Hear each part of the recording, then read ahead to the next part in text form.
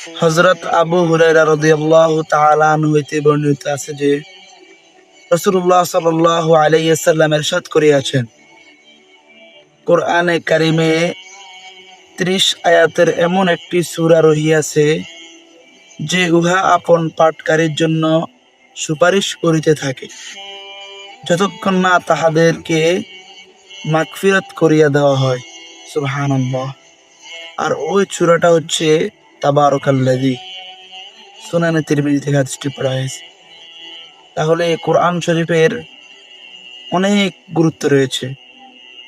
তার মধ্য থেকে সূরা তাবারাকাল্লাযী, এই সূরাটা যদি আপনি পড়েন, এই সূরা ৩০ আয়াত, তাহলে আল্লাহ তাআলা আপনাকে ওই কিয়ামতের দিন ওই সূরা আপনার সম্পর্কে সুপারিশ করবে।